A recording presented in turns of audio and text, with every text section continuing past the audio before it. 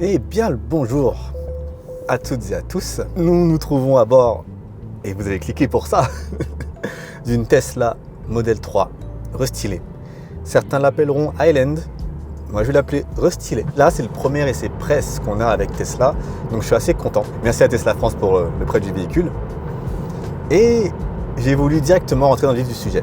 C'est-à-dire que je suis parti, pas en road trip, mais en voyage d'à peu près 800 km avec un trajet vers Tarare depuis Paris via la N7, donc je n'ai pas pris d'autoroute.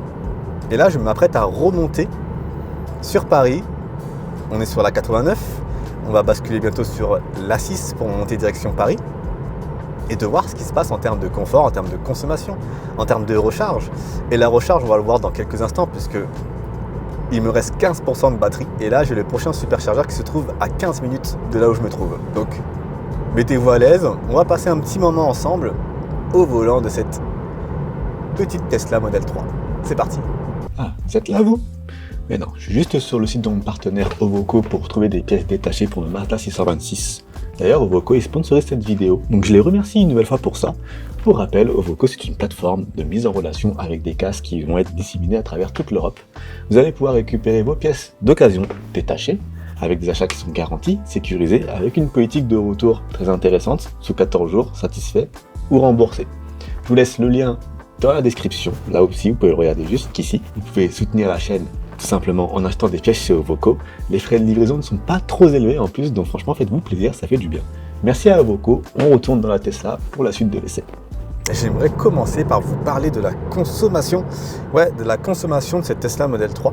Je l'avais dit sur l'essai de la BMW iX1 que j'aimerais un peu plus parler de consommation que d'autonomie, même si je sais que c'est le nerf de la guerre sur des voitures électriques.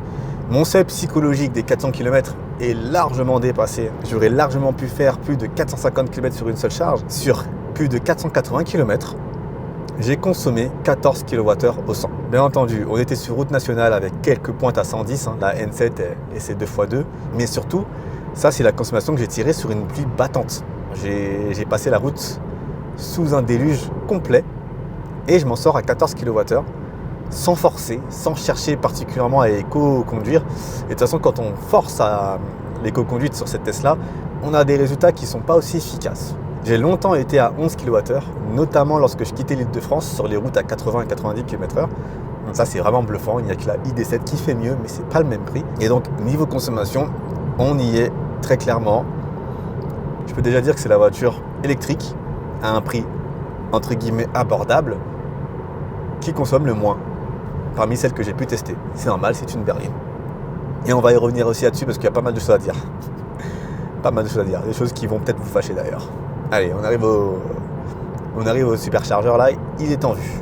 On est donc parti pour la recharge, 173 kW de puissance, c'est une demi-heure. J'ai mis la limite à 80% bien entendu parce qu'on va prendre l'autoroute de toute façon.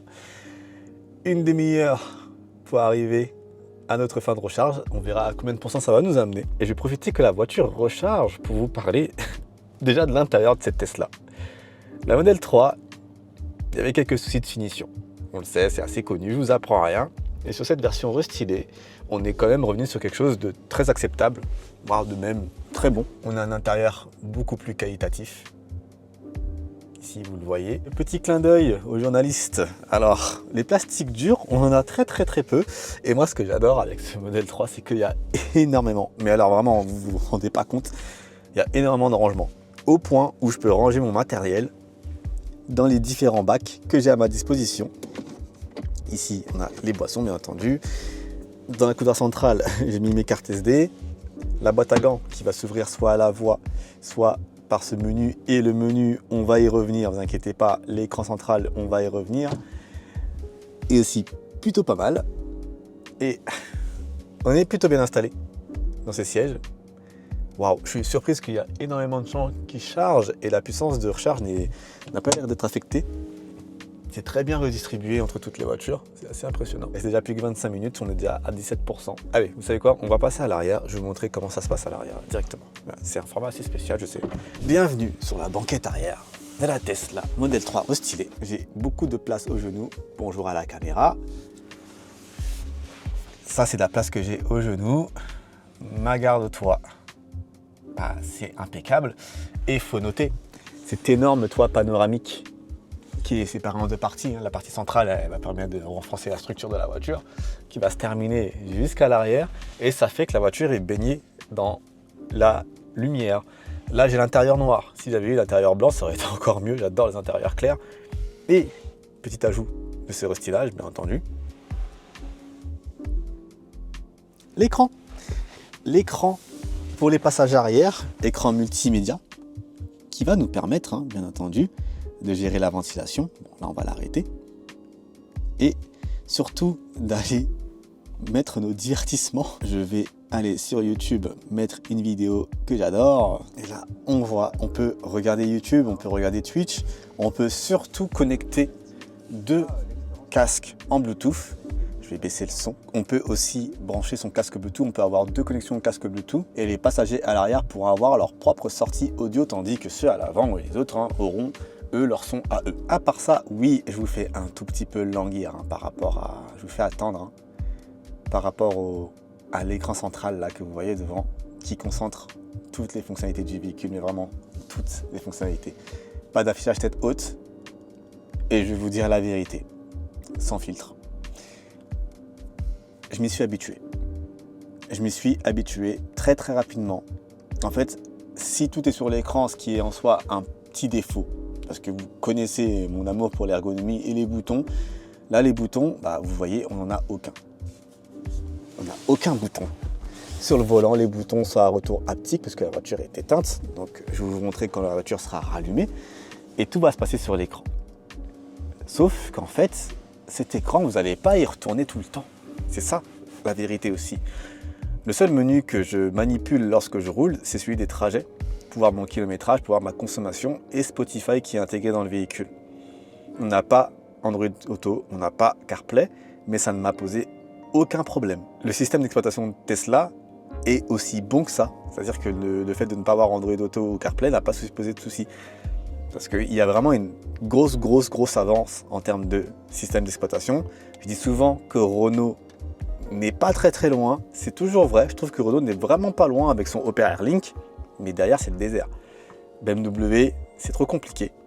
Et je vais vous faire un focus vraiment sur le système d'exploitation de Tesla pour vous montrer à quel point en fait c'est simple, vraiment simple, qu'on va faire nos réglages initiaux et derrière on va très peu revenir dessus. Après, je me considère encore être assez jeune, je suis assez geek aussi, donc forcément j'ai beaucoup plus d'affinité avec ce genre de technologie. Je ne sais pas si quelqu'un de moins habitué à la technologie ou de plus âgé sera aussi à l'aise, mais vu les personnes que je vois avec moi au superchargeur, je pense que ça va aller. Je vais vous parler un petit peu du coffre. Concernant le coffre, il est assez profond, mais il est quand même peu pratique parce qu'on est sur une malle. Et c'est peut-être pour ça que la plupart des familles se tournent vers le modèle Y, ce que je peux comprendre largement. Très largement. On a un frunk, et ça c'est à noter. Donc le fameux frunk, et je crois bien que c'est la première voiture que je vous essaye qui a un frunk. Donc là aussi, bon point. Il est temps de vous parler de l'écran. Voici le système d'exploitation de Tesla. Avec son grand écran, très grand. Je me plains souvent des PC, des écrans de PC qu'on met dans les voitures. Mais là, en fait, sans ça, la voiture ne fonctionne juste pas. Donc en fait, ce qui va se passer ici, c'est que vous allez avoir tous les contrôles du véhicule. Mais absolument tous les contrôles du véhicule. Lorsque je l'ai pris en main, ça me paraissait un petit peu envahissant. Heureusement, Colin, que je salue, qui m'a fait une bonne mise en main, m'a rappelé les choses basiques par rapport à la mise en route et à la configuration initiale d'une Tesla. Ce qui fait que, par exemple, la section contrôle que vous voyez ici, vous allez la toucher peut-être 1 fois à 2 fois. Les rétroviseurs vont être paramétrables ici, le volant va être paramétrable ici, et vous pourriez me dire que ce serait une hérésie, entre guillemets. Sauf qu'en fait, les rétroviseurs, on les touche 1 fois et pas 2.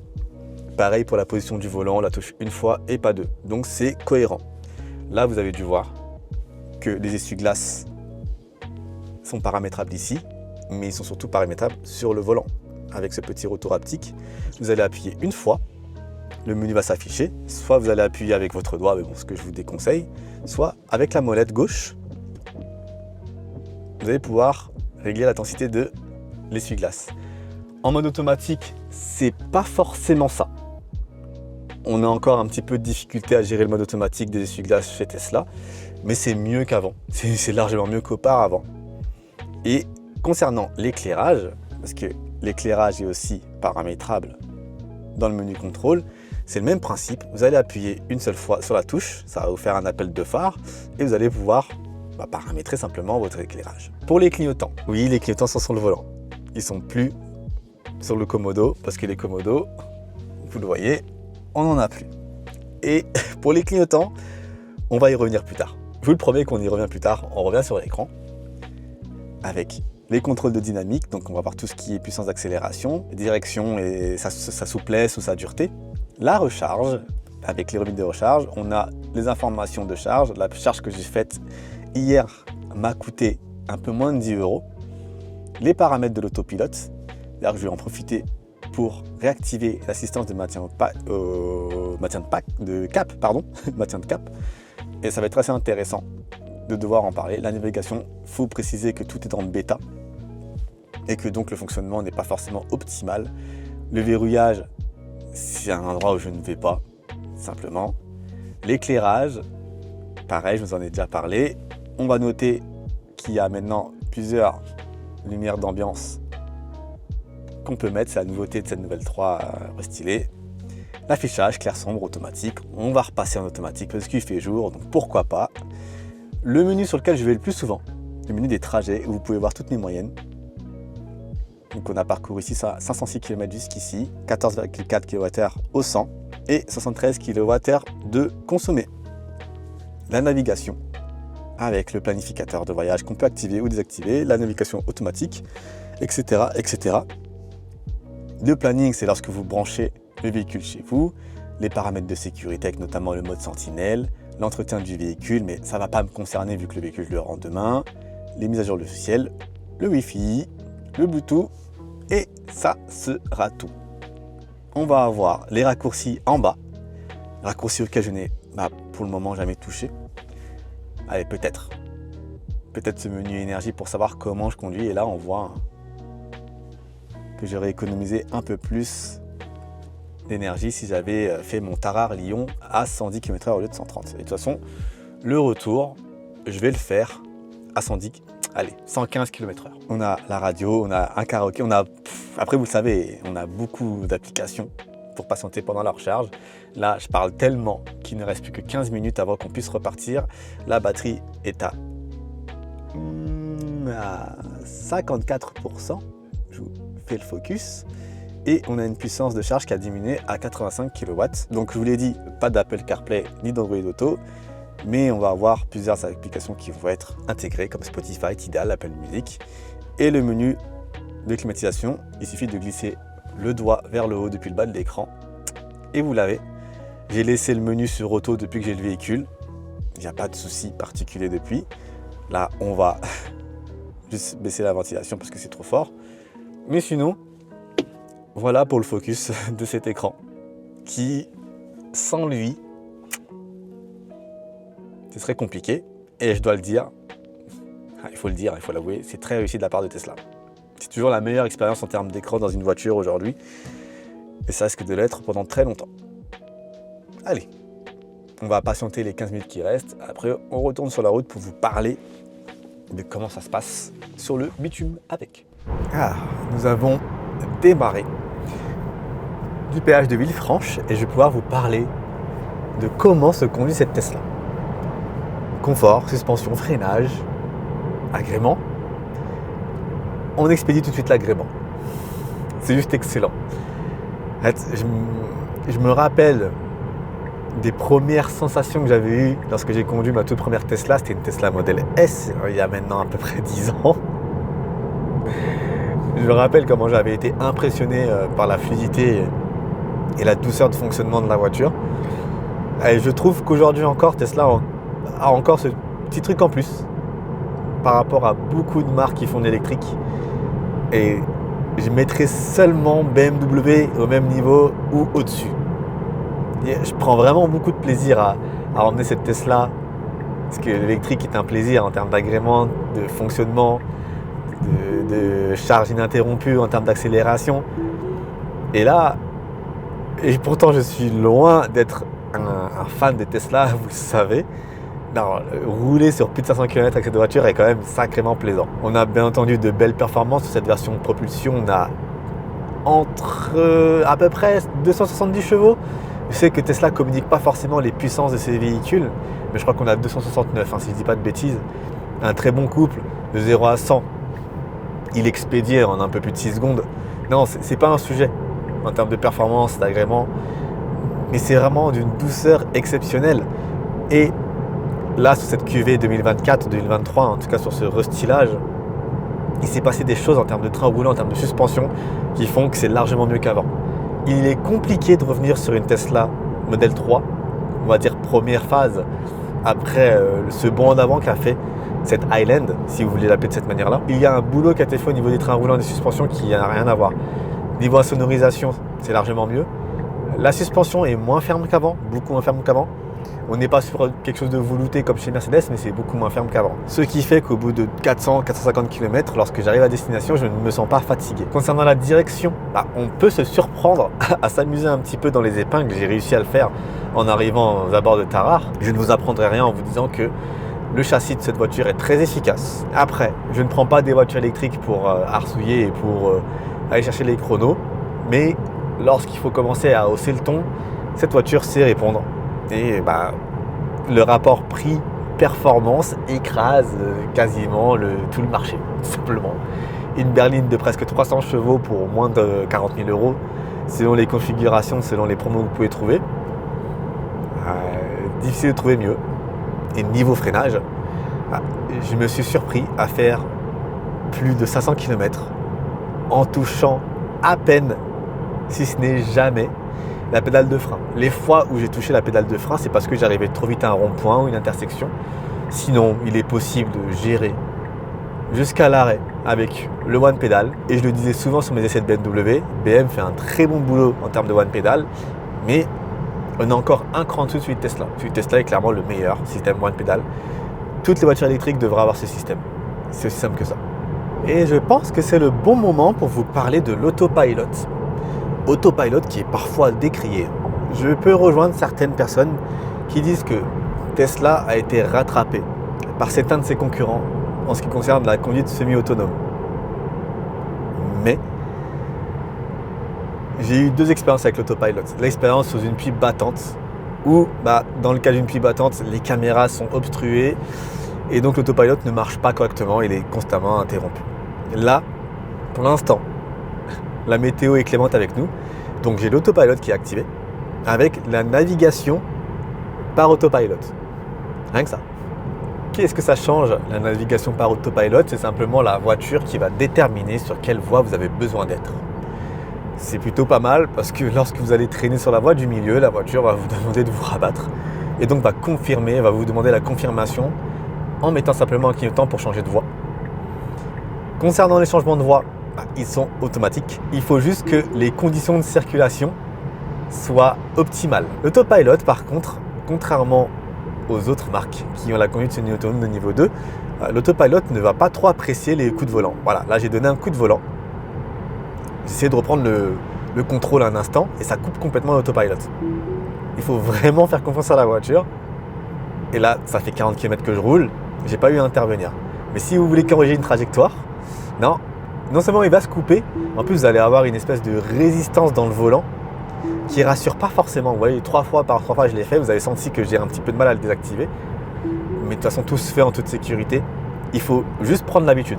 Il faut vraiment juste prendre l'habitude. À l'aller, avec la pluie battante, c'était un peu compliqué. Là, je me sens déjà beaucoup plus à l'aise à l'utiliser. Et je peux rouler comme ça très longtemps. Mon trajet apparemment se réduit parce que moi, j'ai réduit ma vitesse. Donc, c'est un autre sujet. Mais là, comme je roule à 115 et non à 130, en fait, la charge prévue à l'arrivée à mon superchargeur dans 1h50, plus je roule lentement, en tout cas moins je roule vite, moins je vais passer de temps à recharger. Et c'est super intéressant. J'aurai moins de temps à passer à un superchargeur et je peux repartir plus vite. Donc pour l'instant, il est 14h37 et j'arrive chez moi à un horaire prévu de 18h32. Et donc, clairement, ce ne serait pas différent. Et c'est un trajet que je fais beaucoup entre Lyon et Paris. Ce ne serait pas différent avec une thermique. Je ferais exactement les mêmes temps.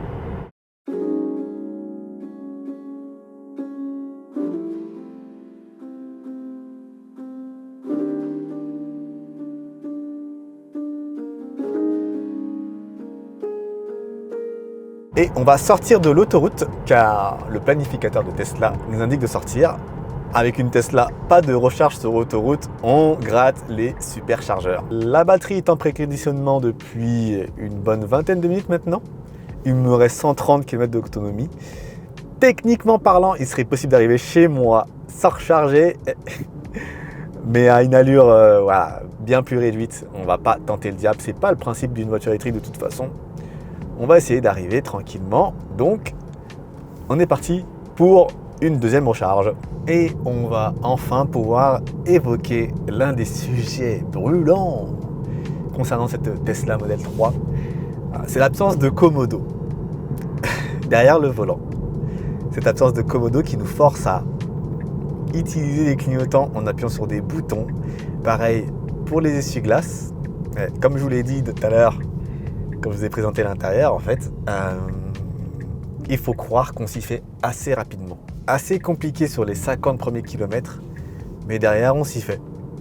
Je regretterais peut-être un tout petit peu que le retour sur le bouton soit haptique, parce que des fois, j'ai un peu de mal à cliquer sur le bouton droit pour refaire les clignotants droits. Mais globalement, ça marche super bien. Après, on est dans un pays de rond-point. Donc forcément, ça peut être un peu compliqué. Parce que lorsqu'on fait le tour avec nos mains, on perd notre doigt sur les commandes. Mais en tout cas, dans les carrefours, là justement, il y a un rond-point qui arrive. Vous voyez le volant. Je ne vais pas vous montrer en face, mais je vous mettrai des images. Donc en fait, je tourne. J'appuie.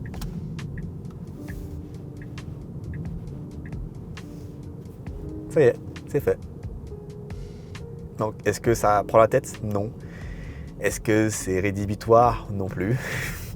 On me promettait une tempête, une galère incroyable, et en fait, non. Ça marche très très bien. Peut-être par contre que le constat aurait été un peu plus sévère de ma part avec un Volo Yoke. J'ai pu conduire la Tesla Model S Plaid, et sur une demi-heure avec le Volo Yoke, pareil, ça a été très rapidement. Mais oui, au quotidien, en Yoke, ça doit être légèrement plus compliqué. En tout cas, là, ça marche très très bien. On arrive au superchargeur d'Avalon. Je pense que c'est l'occasion de vous parler aussi du Tesla Vision. Tesla Vision, c'est pas forcément évident, Tesla Vision. Ça fait un petit peu polémique. On n'a pas de radar de recul sur une Tesla Model S, une Tesla Model 3, pardon. Mais c'est vrai que ça peut poser problème. Je vous montre à quoi ça ressemble. Aussi El Famoso Tesla Vision. On a bien sûr les caméras, mais on n'a pas de vision à 360 degrés. On va avoir une espèce de représentation de nos alentours. Disons que cette Tesla Vision est assez pessimiste, et c'est bien, il le faut. Surtout que le rayon de braquage de la Model 3 n'est pas terrible. En tout cas, durant mes manœuvres, ça ne m'a pas particulièrement perturbé. Allez, on va brancher la voiture en direct. On est à 29%. Il m'a fait arrêter assez tôt. On va aller brancher ça. On va ouvrir la trappe à recharge. C'est fait. On va aller la brancher tranquillement. Et j'adore. Parce que Tesla,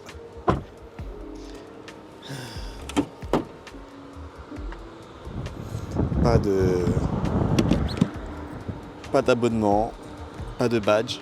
On branche. Ça clignote, on est en vert et c'est parti. On est en train de charger.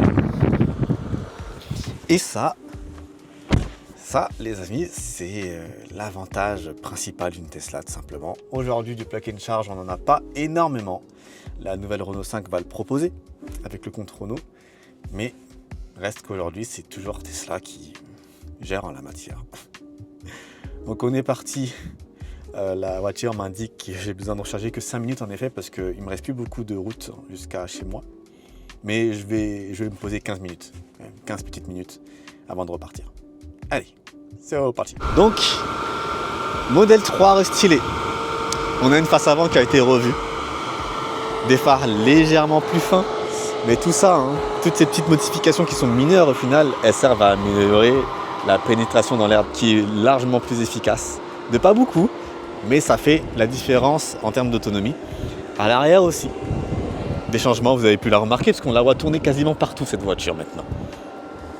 Les changements à l'arrière, ça va être au niveau des phares, qui vont désormais être légèrement plus fins, faire une espèce de boomerang, et on va avoir un morceau de carrosserie, alors qu'avant c'était plein.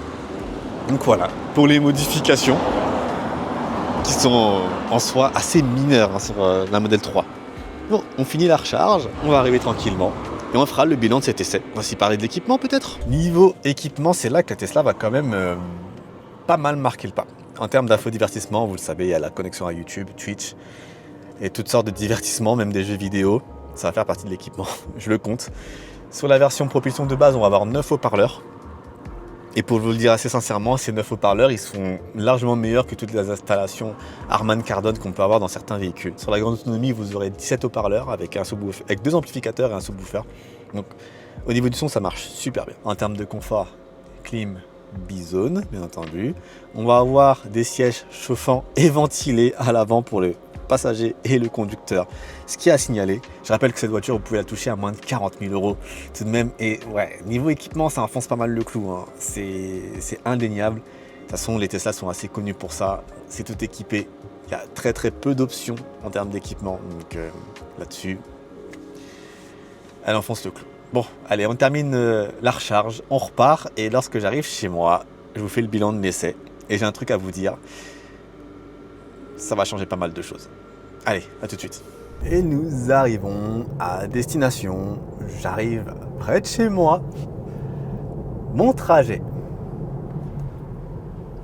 total, depuis que j'ai récupéré cette Tesla, avec mon aller à Tarare, le passage par Lyon, pour terminer sur ce retour en Ile-de-France, on est sur 935 km de parcouru pour 132 kWh de parcouru au total et une moyenne de 14,2 kWh au 100 km.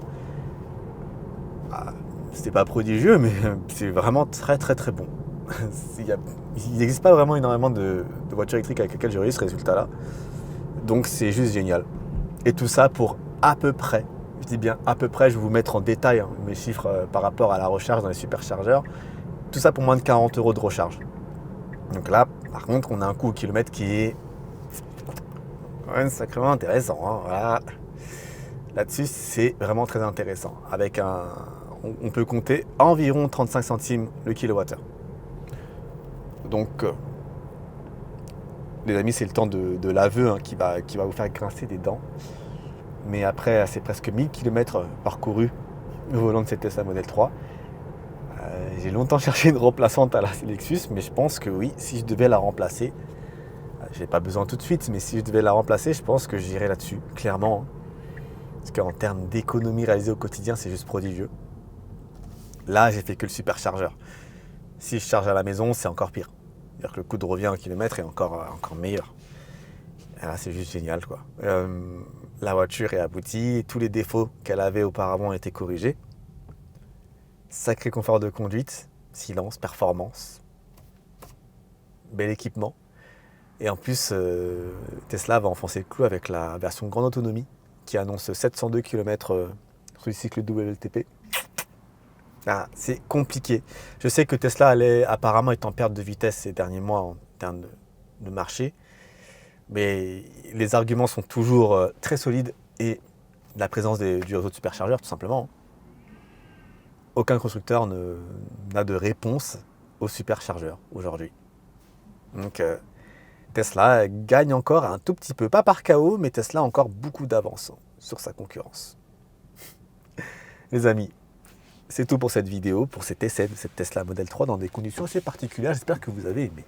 Si c'est le cas, lâchez un pouce bleu, abonnez-vous pour la suite. En attendant la prochaine vidéo, comme d'habitude, vous êtes safe, vous roulez prudemment. Et moi, je vous dis peace.